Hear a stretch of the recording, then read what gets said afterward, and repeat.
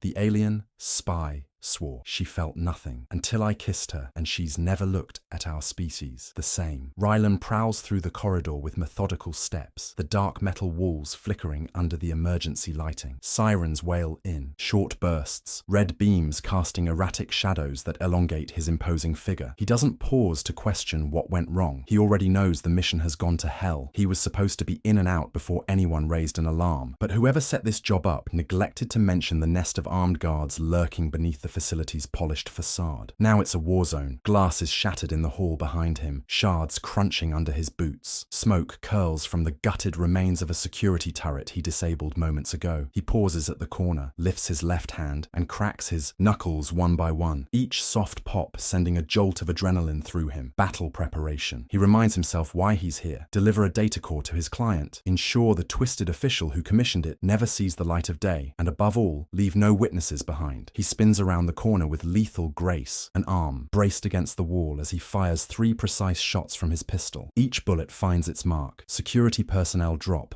clattering to the tiled floor. The tension in the air thickens with the sharp tang of gunpowder. Rylan checks his ammo. 2 shots left in this magazine. He ejects it, slams in a fresh one, never breaking stride. Beneath his battle-ready exterior, there's a flicker of annoyance. He doesn't like jobs that go south, and this has gone deeper than that. It's more than a botched operation. It smells of betrayal. He slips into a dimly lit lab space, the overhead lights smashed or flickering. The place is in disarray. Wires hang from the ceiling, monitors are broken, and beakers of strange glowing liquid have spilled. He scans the room with a practiced eye, spotting the glint of a camera lens overhead. With a quick shot, he disables it. No witnesses, no recordings. That's how he operates. Another step, and he senses movement behind him. He whips around, gun leveled. A figure is there, low and silent, poised to strike, the glint of steel in hand. They lunge, but he's faster, grabbing a slender wrist mid-thrust. The force of the collision slams them both against a metal table, the edge cutting into his hip. He expects to see a typical guard or maybe an augmented merc, but what meets his gaze is like nothing he's encountered. She's tall, with impossibly smooth green skin that reflects the pale laboratory light. Sleek black hair frames a face that is all sharp angles and unwavering intensity. Her eyes are mesmerizing, shifting from a deep violet to a sudden flash of cyan, as though revealing her surprise at being intercepted. The flicker of color is electric. For a frozen moment, neither moves. She's pressed against him, her blade inches from his throat. He can feel her breath, warm and quick against his cheek. There's tension here, raw and hostile, an undercurrent of collision that rattles his senses. Rylan exerts pressure, twisting her wrist until she's forced to drop the blade with a sharp clang against the floor. She hisses, a strange, almost musical resonance threading through her voice. He slides an arm around her waist, pinning her to the table, his gun aimed at her temple. He sees the hatred in her eyes, but there's no fear, just a lethal promise. "Back off," she growls,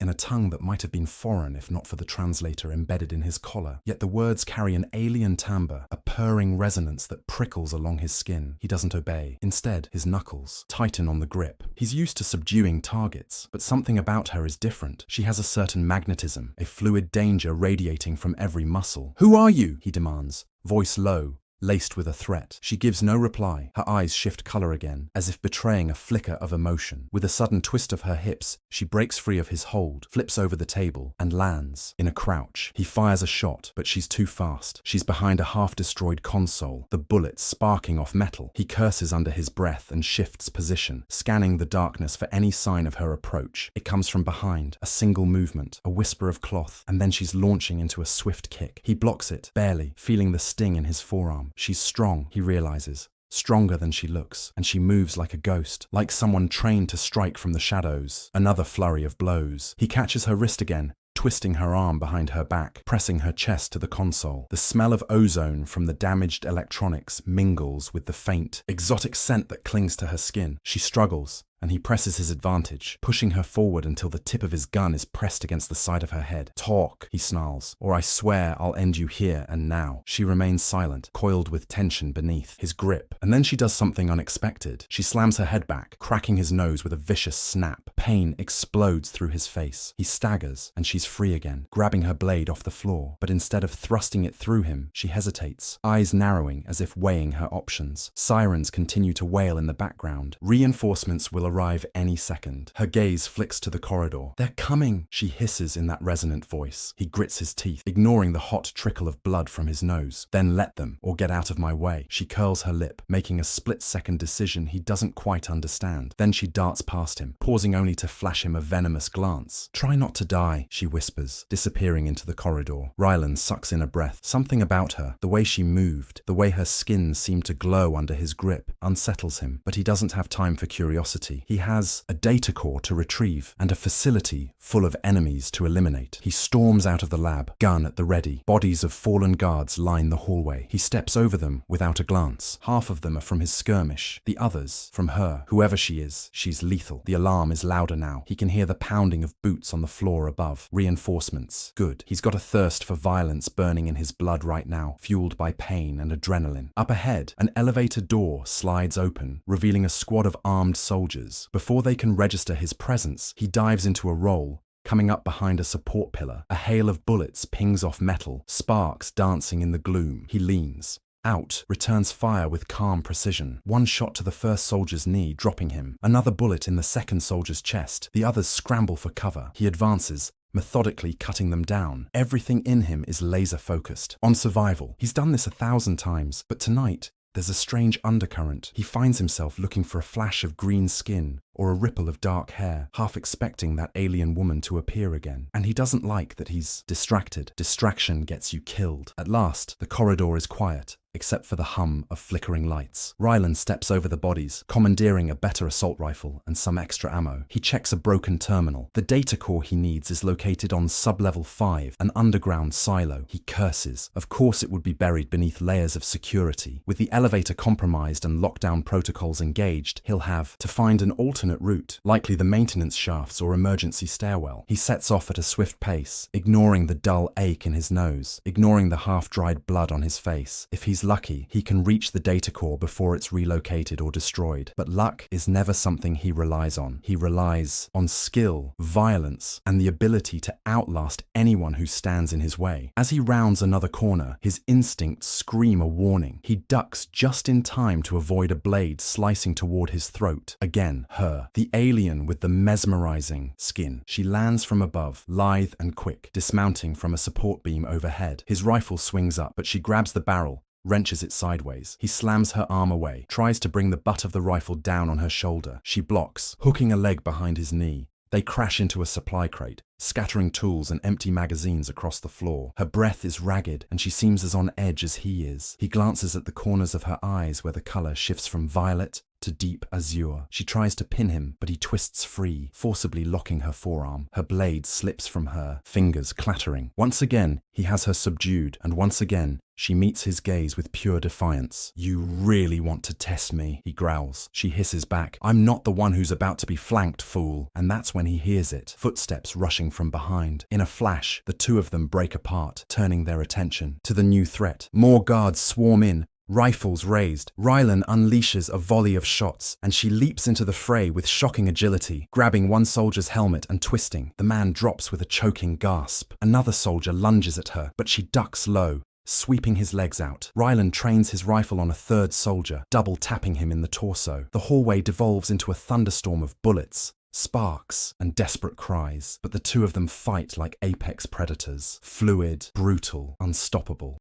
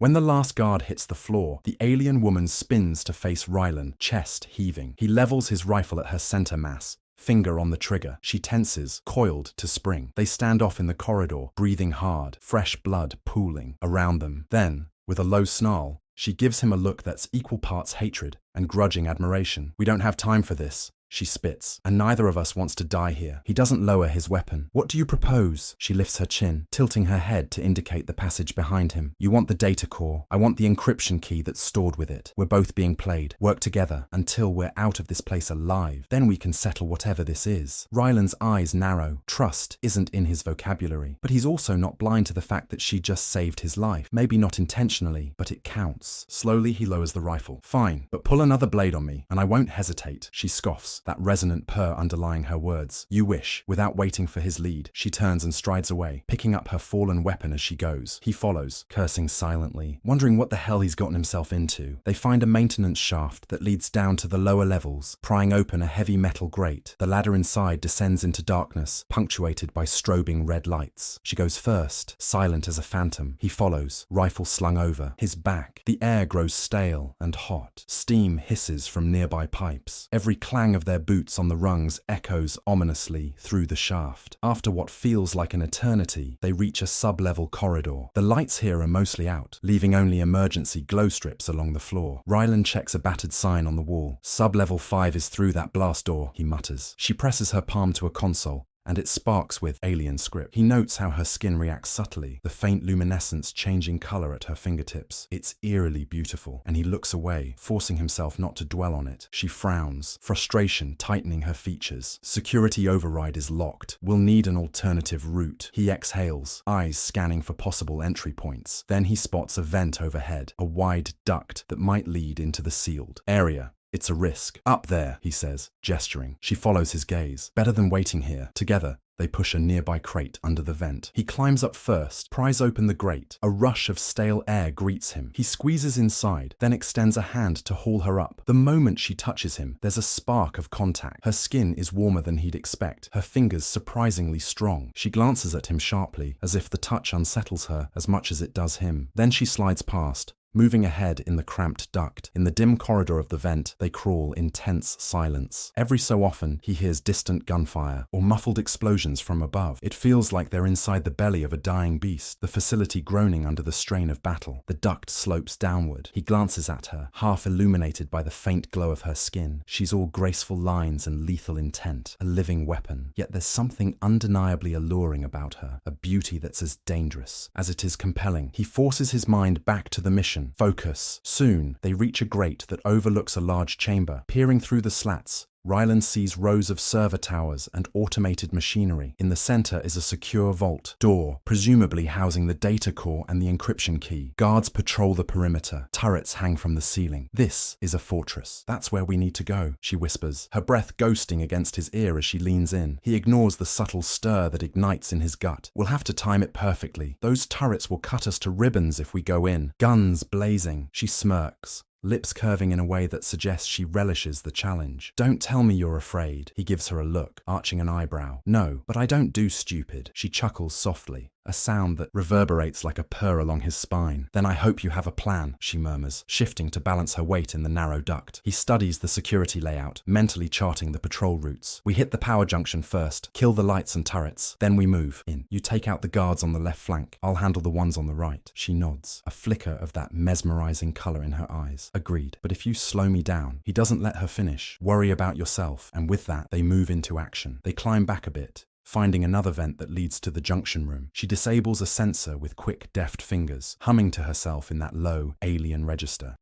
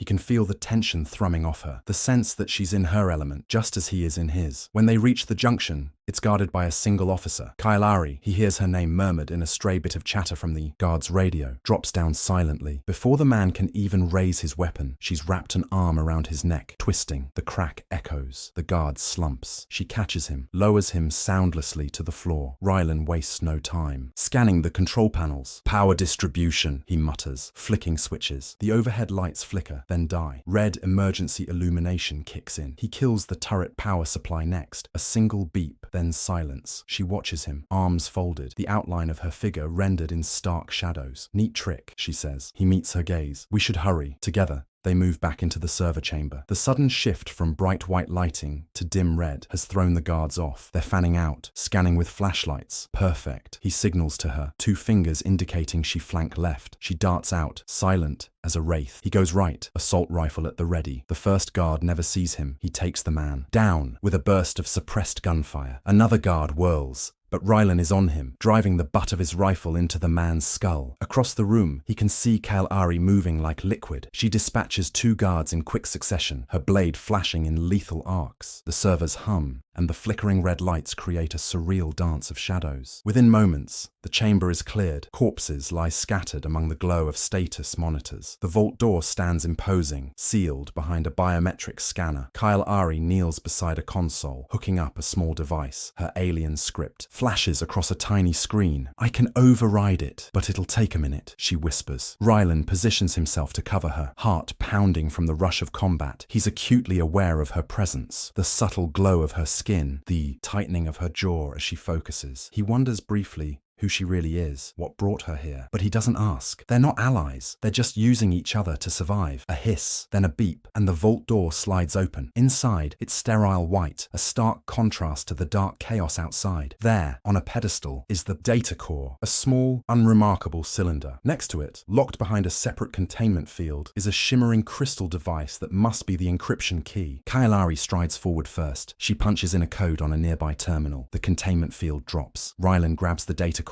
She takes the crystal. Before either can save a victory, the lights explode back to full brightness. A voice blares through the intercom. All units, the intruders are in the vault. Seal off sub-level 5. Engage containment measures. Kailari curses in her language, a guttural sound that reverberates. Rylan's jaw sets. We need to move. Now, but the heavy blast doors outside the chamber slam shut. The path they came from is blocked. A new rumble echoes through the facility, and Rylan's gut twists with the realization that they might be venting the oxygen or flooding the level with toxins. Corporate security is ruthless like that. Kailari's eyes flick to him, color shifting again as if registering the danger. He sees genuine worry behind her stoicism. There must be an emergency exit somewhere, she says, scanning the walls for any hidden panels. He helps her, pushing aside debris. The clock is ticking, and a hiss in the air suggests they're running out of time. His eyes lock onto a secondary door behind the server racks. He gestures sharply. They sprint for it, but as they approach, a squad of mechanized drones whirs to life, rolling in from hidden compartments in the floor. Gun barrels swivel, locking onto them. They dive behind a console as the drones open fire, bullets peppering the walls. Kailari's breathing is ragged. He can see the tension in the set of her shoulders. He checks his ammo, running low. We take them out, quick, he says. She nods once. He counts down with his fingers. 3, 2, 1. They burst from cover, weapons blazing. The drones spray a hail of suppressing fire, sparks flying as bullets ricochet. Rylan manages to down one drone with a burst to its sensor array. Kailari vaults over a second drone, slicing through a bundle of cables with a deft swipe of her blade. The machine spasms, collapses with a hiss of smoke. The last drone attempts to track Rylan, but he fires a precise shot into its turret. Mount. It explodes in a shower of sparks. Smoke and the acrid smell of burning electronics fill the air. They waste no time, racing to the door. Kailari uses the encryption key, which glows faintly, and the door slides open with a pneumatic hiss. The corridor beyond is black. No lights, just a swirling mist that pours into the vault area.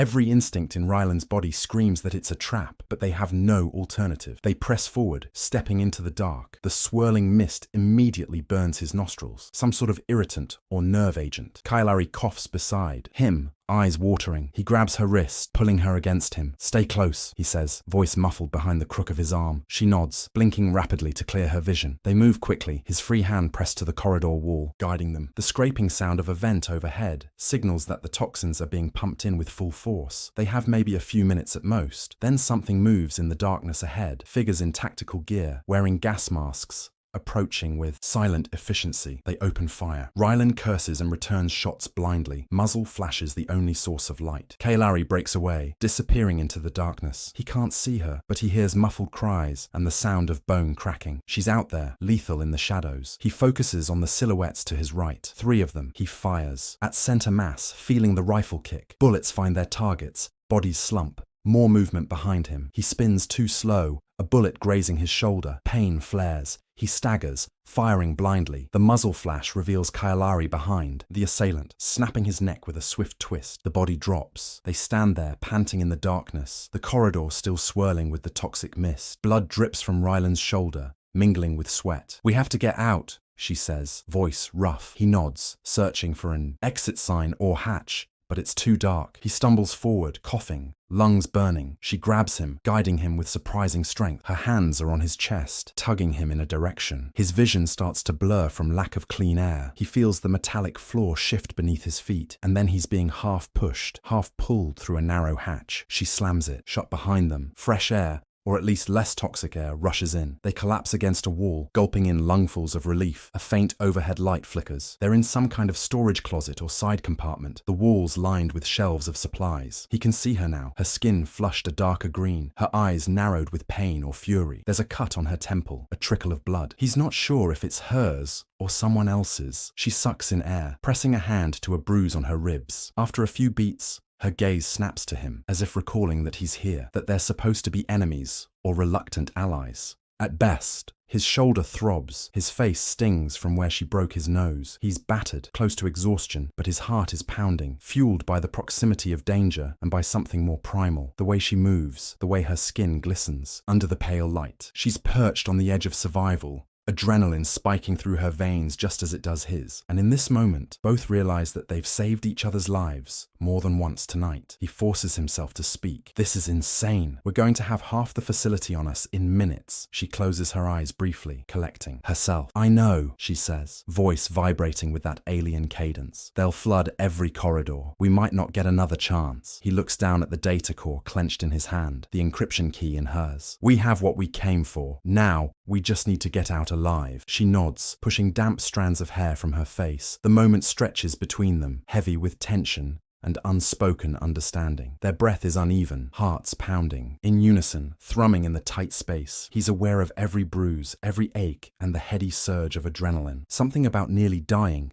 about fighting side by side, has kindled a spark he doesn't want to name. It pulses between them, raw and urgent. She takes a tentative step toward him, eyes flashing. He can't read her expression. It's a mix of anger, challenge, and something dangerously close to desire. He grabs her arm before she can move past him, his grip firm but not brutal. She yanks her arm back, but he doesn't let go. The air crackles with the intensity of their shared glare. "Let go!" she demands, but her voice quivers slightly at the end, betraying the swirl of emotion beneath. He doesn't let go. Instead, he pulls her closer, chest to chest, until he can feel the frantic rhythm of her heartbeat. She glares at him, and for a second, it seems like she'll strike him again, but something shifts in her eyes, from that deep violet to a vibrant, almost glowing cyan. It's a moment of decision, and neither can stop it. He cups the back of her neck, tangling his fingers in her hair. She inhales sharply, lips parting, and he crushes his mouth to hers. The kiss is explosive, not gentle or tender.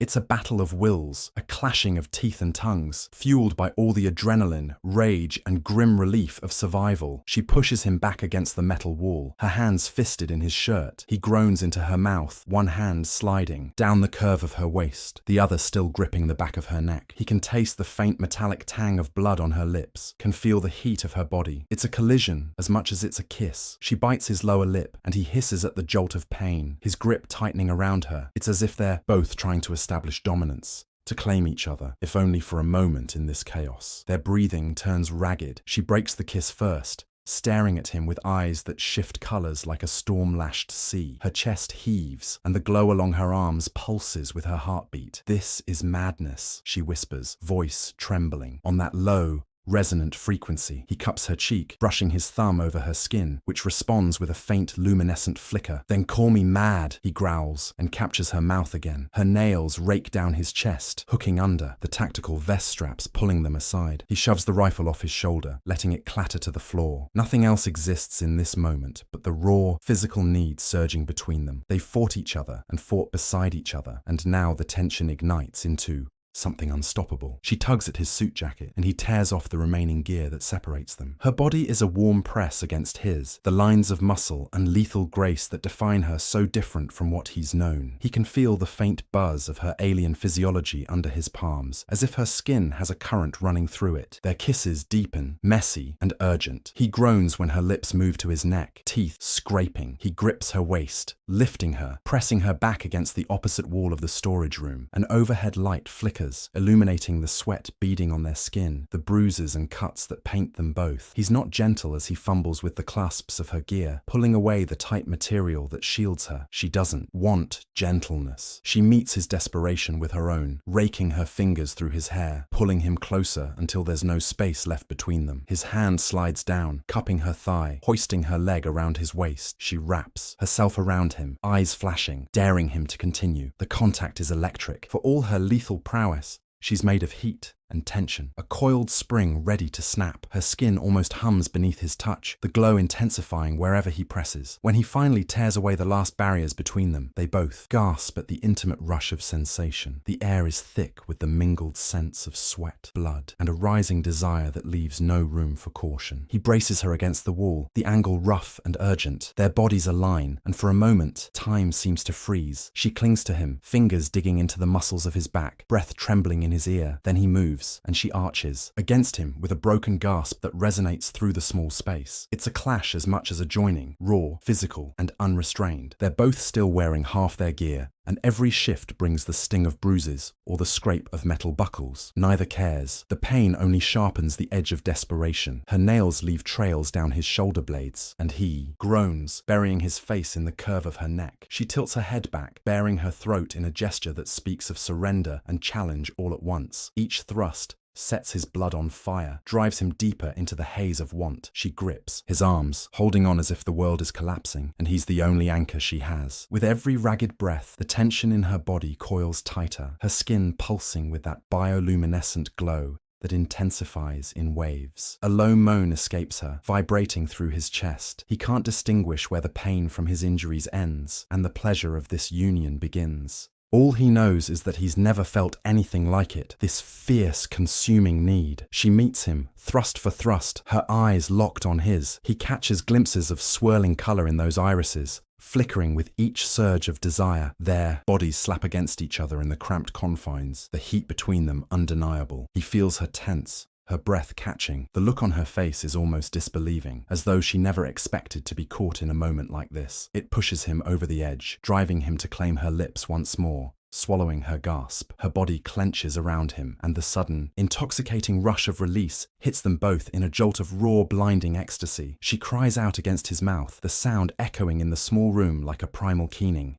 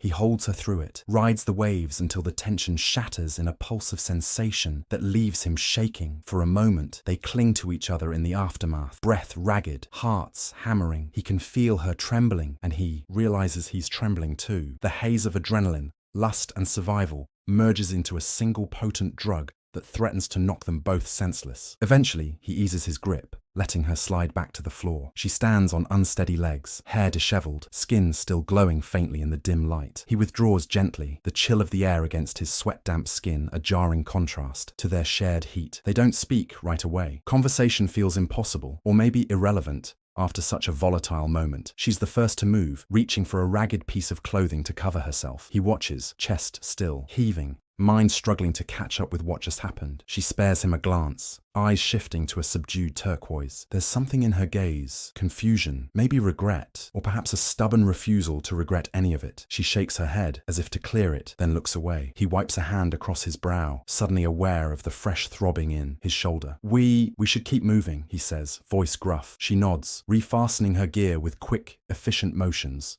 refusing to make eye contact. He can't blame her. It's not like they're lovers sharing a private rendezvous. They're two soldiers, or killers, or maybe something in between, forced together by circumstance. And they just risked their lives, yet found a moment to claim each other in the midst of chaos. Clothes mostly sorted, though disheveled. They grab their weapons. She secures the encryption key in a pouch, and he double-checks the data core. The mission is still ongoing. Even if they just crossed a line, neither can uncross. She heads to the door, pressing an ear against it, listening for movement. He can't help but watch her, the slight hitch in her breath, the tension in her muscles, the faint color in her cheeks. For all her training and alien mystique, she looks as rattled as he feels. They step out of the cramped storage room into another corridor, the air still tainted, but not as toxic. Emergency lights flare overhead. The facility's internal systems must be rebooting from the partial shutdown they caused. Alarms echo from distant hallways. We need an exit, she says, voice cold. Businesslike now. He nods. Elevators will be locked, but maybe we can breach a hangar if there's a shuttle. She tilts her head in reluctant agreement. They move swiftly, checking corners, exchanging silent signals. It's oddly seamless, as if some of the heat from their last encounter remains, shaping their teamwork. If they'd been strangers before, now there's an uneasy familiarity between them. They both know exactly how lethal the other can be. They also know how it feels to have the other's hands on their body, nails in their flesh, breath mingling. The dual awareness charges the air with a potent tension. They ascend a maintenance stairwell, stepping over more bodies, some their kills, some casualties of other conflicts raging through the facility. The place is a labyrinth of carnage. Distant explosions rattle the structure. Kyle Ari listens, intently at each landing, before waving him forward. He lingers just behind her, covering her flank. They reach a heavy blast door. She checks the control panel, curses softly. Welded shut. We'll need explosives or a cutting torch. He glances around, checking the supply crates stacked near the door. There, he says, spotting a small demolitions kit half buried in the debris. They pry it open, finding charges that look intact. Quickly, they set to rigging the door. She works with deft efficiency, placing the explosives around the door's perimeter. He stands guard, rifle ready, scanning for any sign of pursuit. Just as she finishes, footsteps echo from the stairs below. Soldiers, or drones, or worse, they have seconds. He motions her to hurry, and she scrambles back, remote detonator in hand. The footsteps grow louder. Without waiting to see who appears, she triggers the charge. The explosion rocks the stairwell, the blast door blown inward with a deafening roar. Smoke and metal shards fill the corridor. They rush forward, ducking through the twisted remnants of the door. Behind them, a hail of gunfire sparks off the damaged walls. Rylan returns a few shots, driving the pursuers back. Kailari spares him a final glance, a silent nod of thanks, and they sprint into the new passage. Beyond the wreckage, they find themselves in a wide hangar bay. Overhead lights illuminate rows of small craft, some battered, others in better shape, but the entire area is teeming with more security forces. A line of soldiers stands near a sleek shuttle, weapons drawn. Spotlights swing in arcs across the open floor.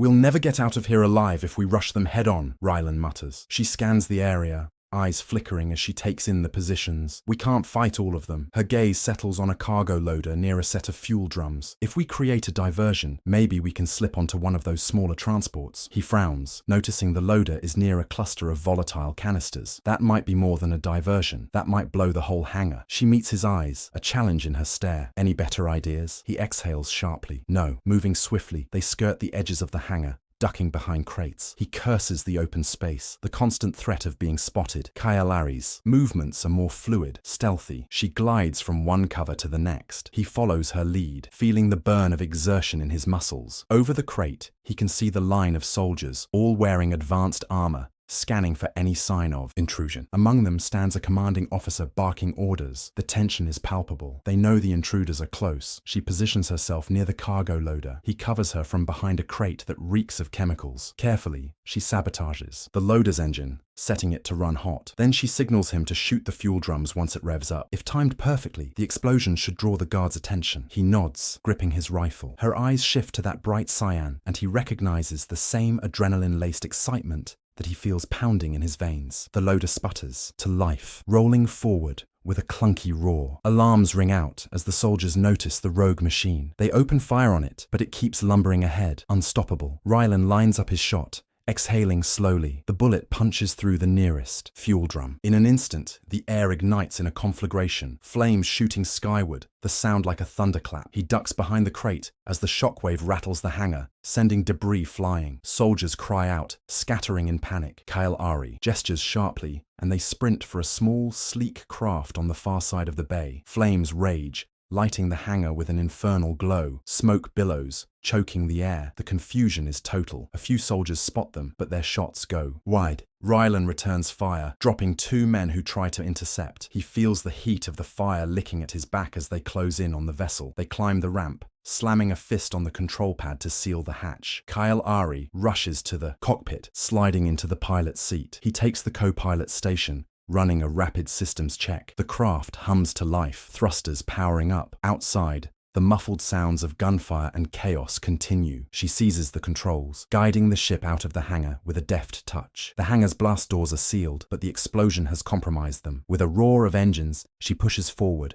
ramming through the weakened structure, emerging into the night sky above the facility. Cool air floods the cockpit as they ascend, the horizon stretching out in starlit majesty. Below them, the facility's alarms blare, a cluster of floodlights sweeping the sky. Anti-aircraft turrets pivot to track, launching tracer rounds that streak past. Kailari weaves through them with uncanny skill, her purring curses filling the small cockpit. "Hold on!" she warns, yanking the throttle. The ship dives, then climbs, evading the turret lock. Rylan grips the console, firing off countermeasures. Come on, he mutters, adrenaline spiking with every near miss. Finally, they break free of the immediate anti-air range. The open stars loom above. She stabilizes the craft, exhaling a shaky breath. He glances at her profile, still defiant, still fiercely alive. His own heart thunders in his chest. "We did it," he murmurs, hardly believing they've escaped. She meets his eyes, the color in hers shifting to a muted greenish blue, as if calming from the onslaught of the moment. They set a course for the nearest neutral airspace, letting the autopilot handle the short hop. The console beeps a warning about hull damage, but it's manageable. Silence falls between them, heavy with everything that's transpired. He rests his head against the seat, wincing at the bruises on his body. She busies herself with a medical kit, rummaging for something to dull the pain. He watches her, remembering the feel of her skin beneath his hands, the taste of her mouth as they drowned in each other's fury and need. She tosses him a small vial of painkillers. "Here," she says, her tone impersonal. He catches it, nods in thanks, and swallows a dose without water. The burn down his throat is mild compared to the raw ache in his shoulder. She closes the kit, sets it aside. For a long moment, neither speaks. Then he decides to break the silence. "So, you have a name?" It's a ridiculous question, given everything, but he needs to anchor himself.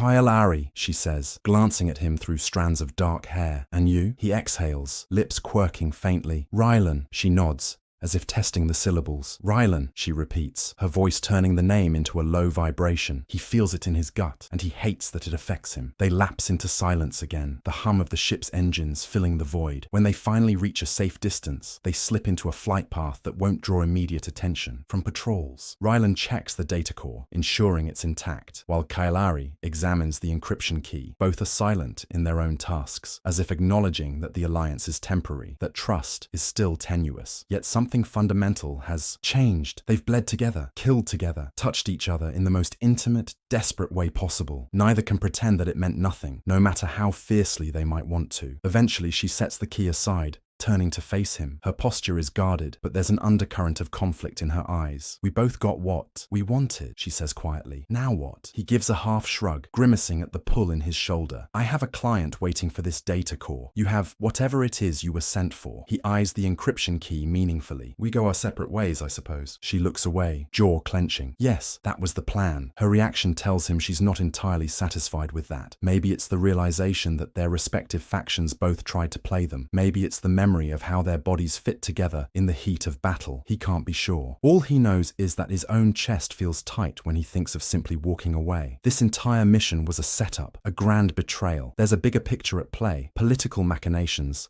alliances, and conspiracies that neither of them fully understands. A console beep interrupts their thoughts. She leans over, scanning the readouts. We're running low on fuel. I'll set down at a smuggler's outpost, I know. You can contact your client from there. I'll do the same. He nods, tension coiling in his gut. All right. The next few minutes pass in strained quiet as she pilots the craft toward a mountainous region dotted with flickering lights, a makeshift settlement nestled in rocky terrain. They land on a rickety platform near a row of dubious-looking ships. It's clear this is a lawless zone, where credits mean more than allegiances. A sense of unease settles between them as they disembark. The outpost is dimly lit, the air thick with the smell of fuel and sweat. Rough-looking patrons eye them from open-air bars, stalls, and hangars, but no one moves to challenge them. Everyone here has their own secrets. They find a small hangar where a grizzled mechanic gives a curt nod, offering to refuel the ship for a fee. Rylan forks over some credits. Kailari stands a step behind him, scanning the crowd with predatory awareness. Once the deal is made, they slip into a corner of the outpost that passes for a bar, a series of metal tables under a patched-up roof. A single overhead lamp flickers. The bartender, a leathery alien, serves them a bitter drink that at least helps dull the dryness in their throats. Seated across from each other, neither meets the other's gaze directly. When their cups clink, it's a hollow sound. Rylan downs his in a single gulp, relishing the burn. Kailari sips hers, eyes flicking around the room. He notices the subtle luminescence in her skin has dimmed since the facility. She's more guarded, more controlled. It was a setup, he says eventually, keeping his voice low. She nods. My superiors wanted the encryption key, but they never told me about you. Her jaw tightens. And I suspect your employers didn't mention me either. He exhales. No, they didn't. A muscle in his cheek twitches as he recalls the double cross. I don't like being used as a pawn. She studies him, the corners of her mouth curving with wry bitterness. Neither do I. They fall into silence. Outside, the hum of engines and rowdy voices create a constant backdrop. The bar's neon sign buzzes overhead, casting shifting colors across their table. Finally, he leans forward, voice barely above a whisper. They wanted us to take each other out, or at least ensure mutual destruction. She smirks, bitterness lacing her tone. And now we both hold pieces of data that could topple their plans, or be worth fortunes. He nods, letting the weight of that realization sink in. So what do we do? Hand it over to the highest bidder and walk away? She taps a finger against her glass. That was my intention, until everything that happened. He knows she's referring not just to the mission, but to the visceral connection they found in that storage room. He can still feel her nails on his back, her ragged breath in his ear. He shakes off the memory. Let's see what's on this core.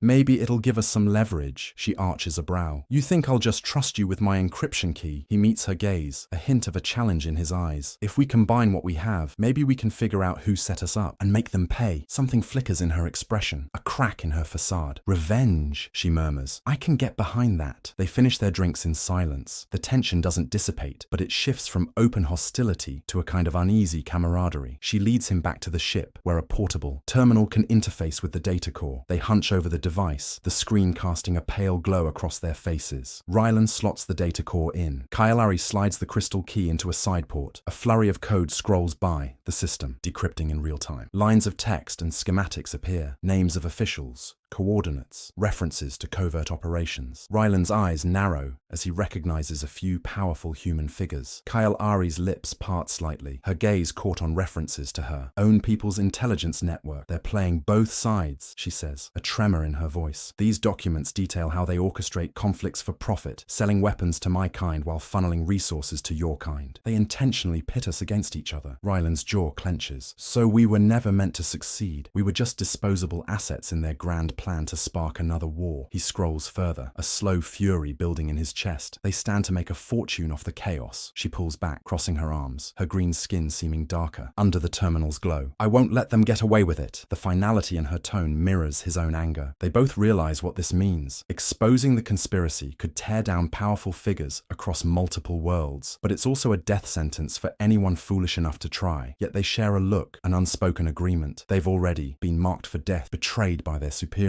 There's no returning to the shadows. They're in too deep. We take it public, Rylan suggests. Leak it to neutral parties, free press, insurgent groups, anyone who can tear it apart from the inside. Kailari nods slowly. It won't be safe, but it's the only way. He powers down the terminal, stowing the data core and the encryption key carefully. We'll need a secure line. She glances at him, a faint smirk curving her lips. I know someone, a broker who deals in secrets. She's notoriously hard to find, but I have a lead on her location. He runs a hand through his hair, still disoriented by how quickly the mission's focus has shifted. Now they're facing not just personal survival, but a crusade against the forces that used them. All right, he says, forcing confidence into his voice. Let's do it. They settle into the cramped living quarters of the ship for a brief respite, though neither fully relaxes. Rylan tries to patch up his shoulder wound with supplies from the medical kit. Kailari leans against the doorway, watching him silently. After a moment, she crosses to him, nudging his hand aside to apply a salve with careful precision. He eyes her warily, but allows it. Her fingers are cool on his skin, the salve tingling as it disinfects and numbs the pain. Why are you helping me? He asks finally, voice subdued. She keeps her focus on his wound. Because I need you. In one piece, she replies, her tone clipped. Then she hesitates, as if there's more she wants to say. Her eyes flick up, meeting his. And because I'm not as heartless as you think. He studies her face, seeing the faint lines of fatigue, the bruises that mar her skin. She's as battered as he is, in her own way. Their gazes lock for a moment, pregnant with tension. The memory of their frantic union in the storage room returns, but they're different now, less desperate, more sober. They're bound by a cause bigger than either of them. He gently closes his hand over hers, the one applying the salve. She doesn't pull away, but she doesn't melt into his touch either. Thank you, he says simply. She nods, withdrawing her hand, focusing on capping the salve bottle. They spend the next hour prepping the ship for departure, fueling up, and plotting a course to find her elusive broker contact. Words remain sparse. They both know what's at stake. By the time the engines roar to life, the outpost is behind them, a speck in the distance. The night sky stretches before them, infinite and unforgiving. Kailari sets the nav coordinates, while Rylan keeps an eye on the sensors for any pursuit. For a while, the silence returns, broken only by the hum of machinery. He wonders if she's replaying everything that happened, both the mission's chaos and the heated encounter between them. He sure as hell is, but there's no time for introspection. A proximity alert blares on the console. Two fast-moving ships approach from behind their transponder's mast.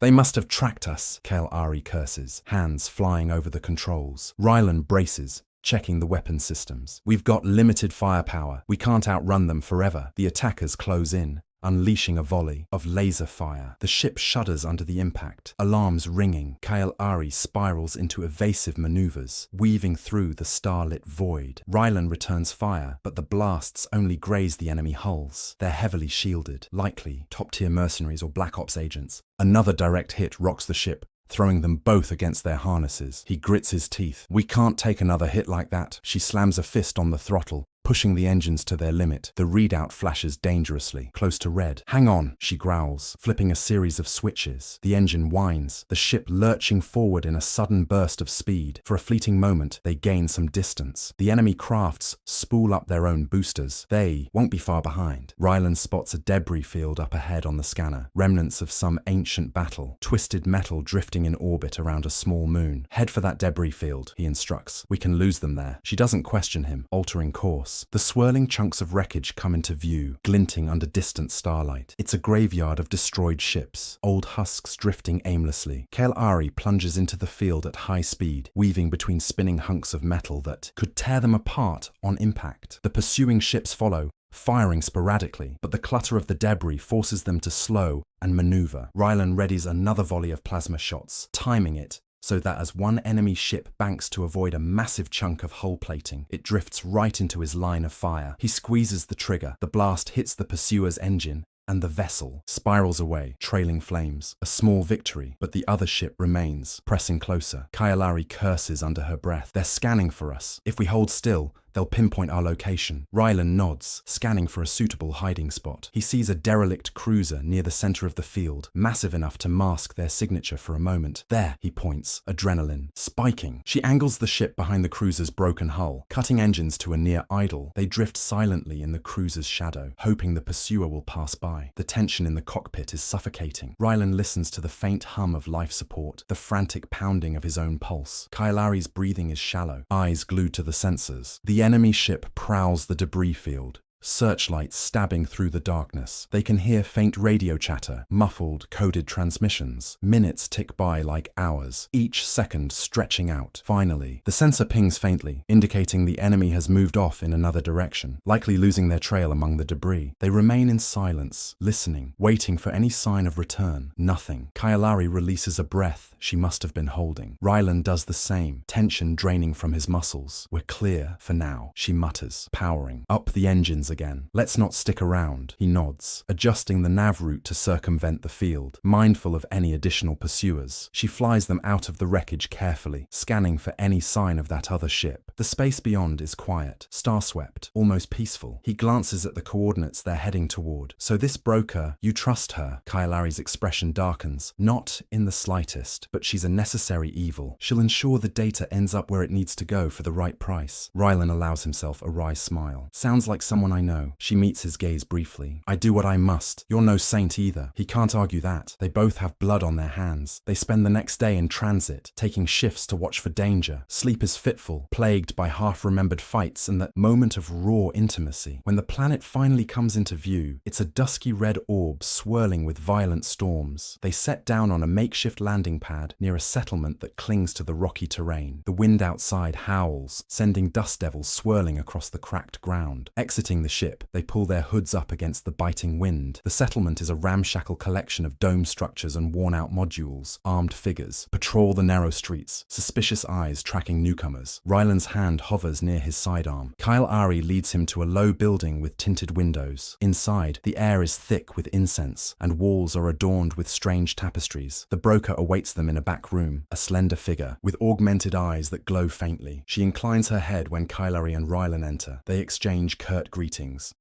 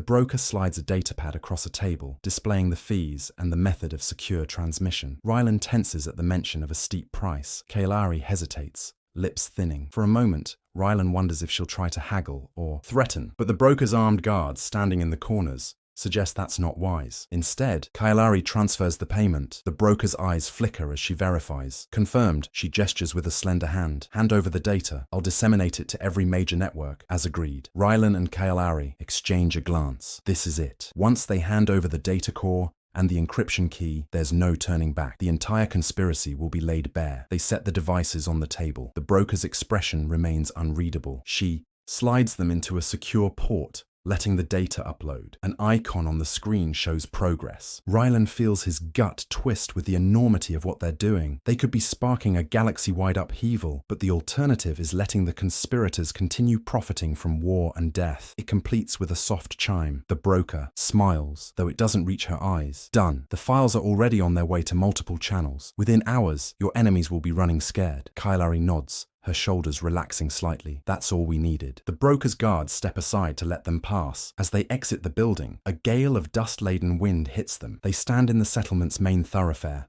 uncertain of their next move. Rylan pulls his hood tighter. We should get off-world. They'll come looking for us once this breaks. Kailari doesn't move, eyes scanning the stormy horizon. Where do you plan to go? The question holds more weight than it seems. He considers it. He's been a man of no fixed allegiances. No real home for too long. Anywhere but here, he says, half joking. Then, more seriously, I don't know. She exhales, a long breath that catches in her throat. I was trained from birth to do what I did at that facility. Infiltrate, sabotage, kill. Now, I've betrayed my orders. My own people will hunt me. Her gaze flickers to him. Seems we're both without a place to call home. A moment stretches, charged with unspoken possibilities. Neither is soft, neither is naive, yet they share. A bond forged in conflict, betrayal, and a passion neither can forget. He takes a careful step closer. The wind whips her hair around her face. Despite the dust, she keeps her gaze steady on him. He thinks of that moment in the storage room, the reckless abandon, the way her skin glowed under his touch. The memory stirs something deep inside him, a craving that goes beyond lust, a connection. She looks away, as if sensing his thoughts, but she doesn't back off. Come with me, he says at last, surprising himself. Her eyes snap back to him, shifting, color, unsure, guarded, but undeniably curious. You don't even trust me, she counters. He shakes his head. I don't trust anyone, but this is different. The wind howls between them,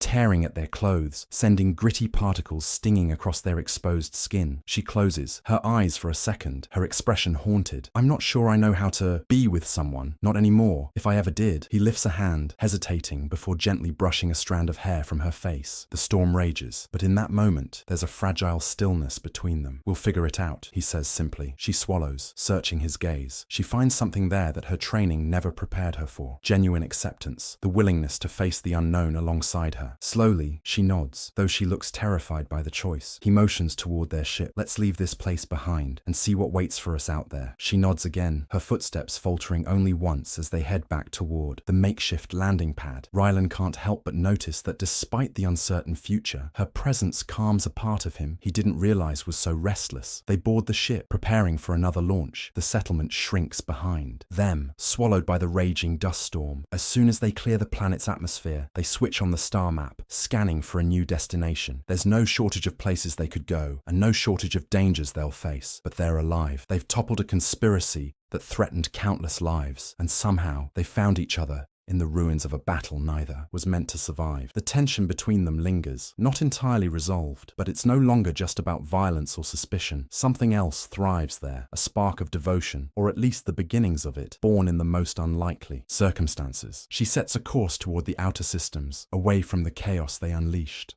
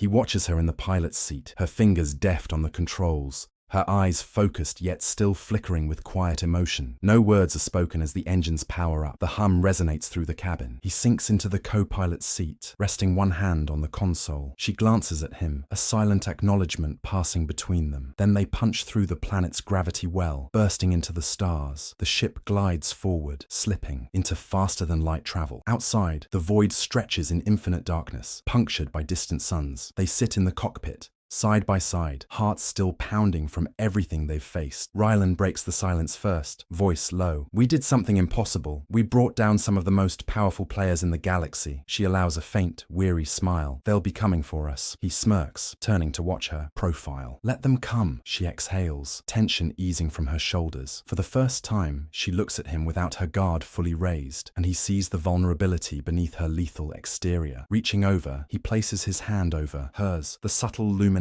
returning as their skin touches. She doesn't pull away. Her voice, when she speaks, is almost gentle, though it retains that purring undercurrent. "You know this doesn't end with a happily ever after. We're too damaged, too dangerous." He nods, squeezing her hand, lightly. "It won't be pretty, but it'll be real." Their eyes lock, and a small smile tugs at her lips. "Real is good," she murmurs. With that, she sets the autopilot, and they settle in for the journey ahead. Two renegades bound by a shared purpose, and a spark that refuses to die. The finality of the conspiracy's downfall lingers behind them, but the future sprawls out. Before them, wild and unknown, they've both sworn they'd never trust, never feel, yet here they are, forging a new path, side by side, hearts pounding in time with the starship's engines as they vanish into the darkness, ready to face whatever comes next, together.